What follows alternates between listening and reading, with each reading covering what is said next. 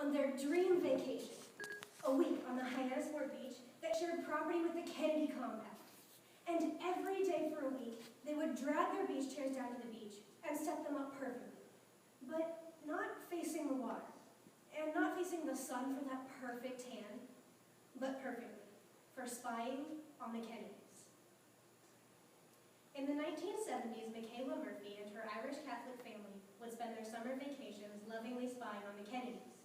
But what she didn't realize is that family fun lies solely in the eye of the beholder.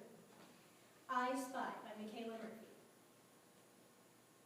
Every day for an entire week, my aunts would sit there with high-powered binoculars and make sure to keep constant surveillance. And they always had the same conversations. Around 10 o'clock, they would have their first sighting. Oh, they got Rose out. Look, it's you. And Ethel looks drawn. And then my Aunt Brett would say, oh, how old is that old Rose anyways? And my Aunt Mama would make the calculations. Well, Jack died at 63 and Joe died at 79, which made her a widow at 81. And her birthday was 2 weeks ago last Thursday, which would make her 85. And then it was time for lunch. And they always rushed through that, trying not to miss a moment. But all of this meant that no one was paying any attention to us kids in the water. Now, had an aunt glanced over towards the water's edge, she might have seen us find this tiny, half-inflated plastic raft. Maybe she would have cried out in alarm or had a conniption after watching us climb into the thing, shove off, and get swept away by the current to be left adrift in the middle of the sea. But no one noticed, and everything happened so fast. It wasn't until we looked back at the shore and saw that my 4 aunts had been reduced to nothing more than 4 hopping dots that we realized what was happening. Us kids, we just kind of looked at each other in a panic, and when we looked back up, this massive Atlantic seawall was hovering above us, and it crashed down over our heads and sank our raft. When the water cleared, this motorboat comes out of nowhere, and inside of this motorboat it's David and Michael Kennedy.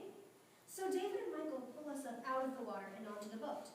All my cousins have to say about this is, oh my God! We were saved by a motorboat! I was just excited to have been saved until we got back to the shore and we could see our 4 hopping dots turn back into our 4 crazed, livid aunts.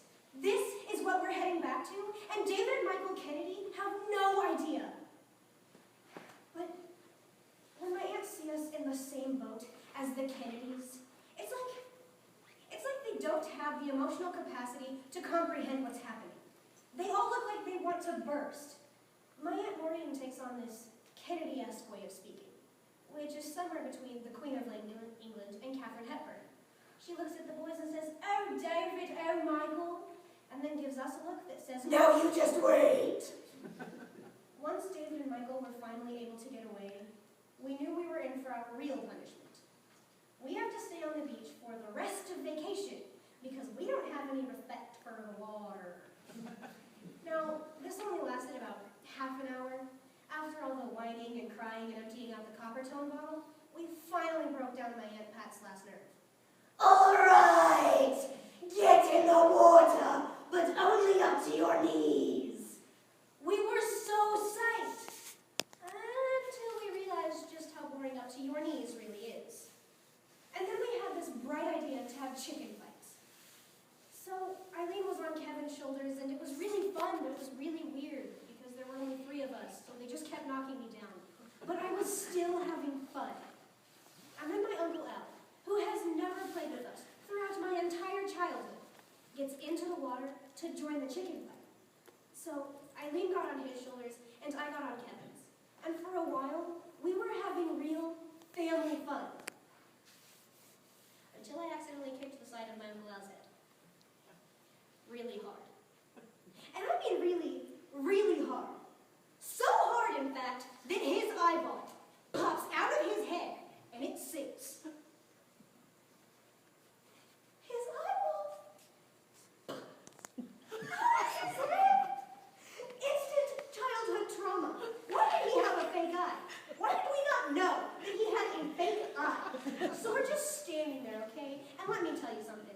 You can't just say sorry to someone after kicking their eye out. So my Uncle Al is just standing there, without the courtesy to even shut this thing. There's just a hole with some skin. My cousins look at me like, "You broke our dam!" I wasn't even Michaela anymore. I was the Murph girl who kicked her uncle's eye out on the cane. My aunts are freaking out, and they declare that vacation is over. Hearing this, I just sort of back up into the water. Back where life as I once knew it had just ended. It's totally futile, but I bend over, and I start sifting through the rocks and the sand. It's ridiculous, but I will never stop looking for this eyeball. As I'm sifting through the sand, all of a sudden I feel it. There's an eyeball in my palm, and when I see it, I scream, and I throw up in my mouth a little bit, and I drop it, and it sinks again. But now we know it's possible, so the whole family gets into the water and begins searching for this eyeball. I pray to God that we find this thing, but I also pray to God that I am not the one who finds it. And then we heard a scream.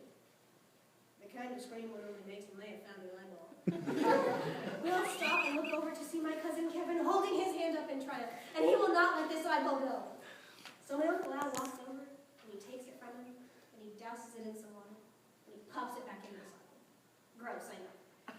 But now Uncle Al has his eye back, and you can totally tell it's fake. I'm not sure how we never noticed before. But vacation's back on, and my aunts rebuild their semicircle. And then I noticed something. There are some people up on the beach, and